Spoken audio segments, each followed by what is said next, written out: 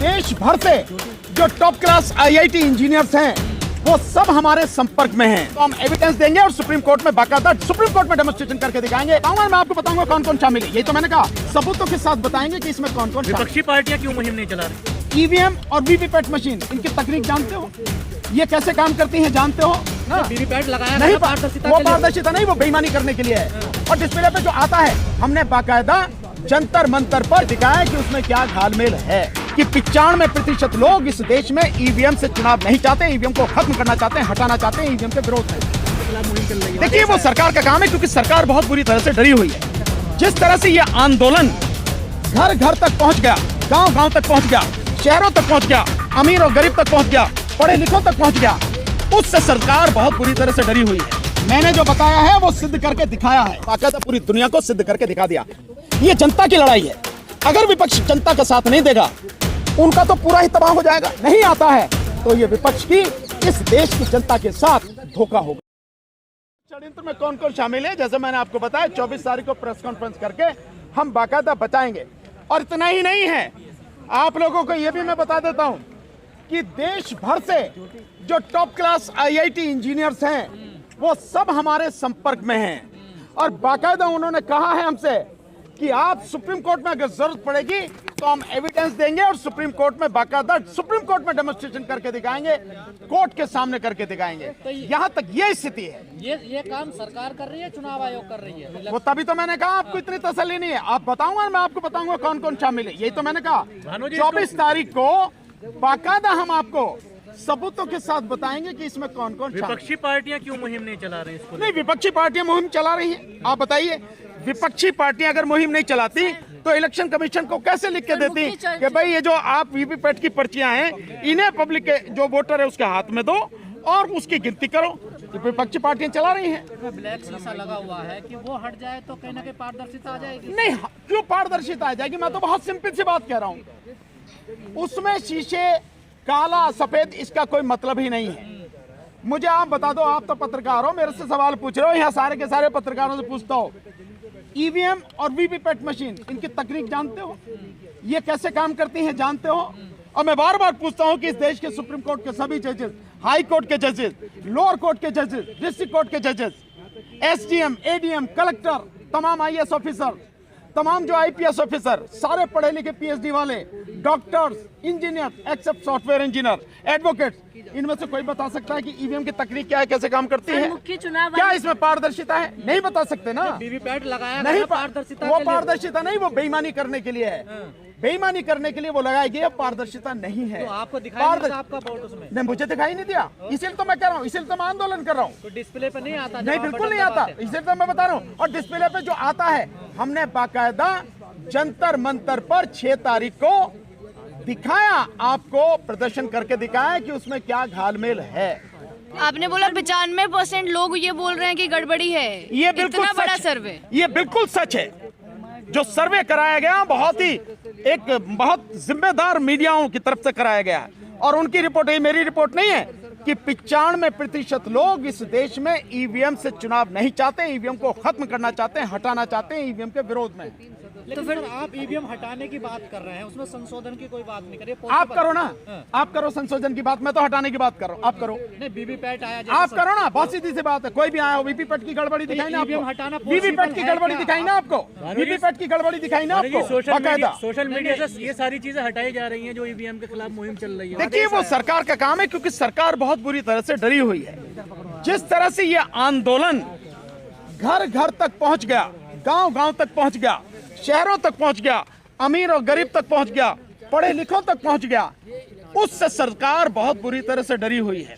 और वो किसी भी हालत में ये चीजें आगे बढ़े और लोगों तक पहुंचे वो नहीं चाहती। इसलिए जो आपके ट्विटर से हैं वहां से हटाए जा रहे हैं। जो एक का भी मैंने देखा है कि मीडिया जो है, मीडिया हाउस लोकशाही करके टीवी चैनल है, वहां बंद किया गया है महाराष्ट्र में। ये जो सारी चीजें चल रही हैं, ये सरकार का डर बताता है। और ये डर भी बताता है कि जब मकर संक्रांति 14 तारीख की है, सो उन्होंने 15 तारीख की छुट्टी घोषित क्यों की है? भाई उस दिन तो ऑलरेडी छुट्टी है ना, संडे का दिन है, आपने स्पेशली क्यों घोषित की है? वो इसीलिए घोषित की है क्योंकि हमने 15 तारीख का पटियाला हाउस से सुप्रीम कोर्ट एडवोकेट्स का मार्च पहले ही घोषित कर रखा था उससे डर के ये सारी चीजें हुई हैं, नहीं तो होने देते। क्या इतना बड़ा इफेक्ट हो गया एक आंदोलन का? मैंने जो बताया है वो सिद्ध करके दिखाया है, बाकायदा प्रदर्शन करके दिखाया है। इसमें अब किसी भी चीज की, किसी और बात की कोई भी सवाल जवाब की जरूरत नहीं है, जब हमने बाकायदा पूरी दुनिया को सिद्ध करके दिखा दिया। और उसको सिद्ध कराने के लिए बाकायदा सुप्रीम कोर्ट के सामने दिखाएंगे 16 तारीख को। आप वहां देखना, उसको रिकॉर्ड करना। अप्रैल में लोकसभा इलेक्शन है, अब आप मुहिम शुरू कर रहे हैं, कहीं देर नहीं होगी? जो विपक्ष है, आज नहीं तो कल विपक्ष को आना ही पड़ेगा। ये जनता की लड़ाई है। अगर विपक्ष जनता का साथ नहीं देगा तो जनता को कमजोर न समझे विपक्ष। और वैसे भी मैं आपको बता रहा हूं कि विपक्ष हकीकत में धीरे धीरे हमारे साथ आ रहा है। आने वाले समय सड़कों पर भी आएगा, क्योंकि ये लड़ाई हमारी नहीं, उनकी भी है। उनका तो पूरा ही तबाह हो जाएगा। 2024 में अगर सरकार जीत के आती है, रिपीट होती है, तो सारी पार्टियां, सब कुछ खत्म होने वाला है। तो विपक्ष को आना ही पड़ेगा, और आने वाले समय में ये अपनी आंखों से आप देखेंगे। लगातार विपक्ष ट्वीट रीट्वीट कर रहा है, लेकिन सड़कों पर आपके साथ क्यों नहीं आया? नहीं, निश्चित, देखिए, निश्चित रूप से मुझे पूरा विश्वास है कि विपक्ष सड़कों पर आएगा। विपक्ष को सड़कों पर आना ही पड़ेगा, और अगर नहीं आता है तो ये विपक्ष की, इस देश की जनता के साथ धोखा होगा। और जनता अगर कोई भी धोखा करता है उसे माफ नहीं करती है, जब जग जाती है तो। सर, जिस इंजीनियर को आप लाए थे जंतर मंतर पर, उनका ये भी कहना है कि मैं ये साबित नहीं कर रहा कि ईवीएम हैक होती है। मैंने कभी कहा ये हैक होती है? मैंने कभी कहा? मेरे मुंह से आपने सुना कभी है? क्या होता है? मेरे मुंह से सुना कभी? आप पहले ये सवाल का जवाब दो। आप मेरे मुंह से सुना आपने? मैंने कहा कि ईवीएम में रीप्रोग्रामिंग होती है, प्री प्रोग्रामिंग होती है। जो चिप डाली जाती है, इलेक्शन कमीशन कहता है ओटीपी है, वन टाइम प्रोग्रामिंग। और जब आरटीआई से इंफॉर्मेशन निकाली गई तो सिद्ध हुआ कि उसकी रीप्रोग्रामिंग होती है, और बाकायदा होती है। और मैं समझाता हूं, जैसा आपका मोबाइल है, इस मोबाइल में आप जो सिद्ध करना चाहो, जिस तरह से भी सेट करना चाहो, ये उसी समय वही काम करेगा जो आपने सेट किया है। इसी तरह से ये मशीन है। और मैं दूसरी बात ये कह रहा हूं, इलेक्शन कमीशन का काम है पारदर्शिता। मुझे ये बता दो, मैं फिर आपसे पूछ रहा हूं, आप पत्रकार हो, आप सिद्ध कर सकते हो, दिखा सकते हो, ये जानते हो कि टेक्नोलॉजी क्या है इसकी? आप जानते हो कैसे काम करती है? बताओ ना, आप मुंह से जवाब देकर बताओ कि जानती है। कोडिंग से काम होता है। कोडिंग से काम होता है ना, उसकी जानते होती है, होती है। तो क्या इसमें पारदर्शिता है? अगर चुनाव क्या इसमें पारदर्शिता?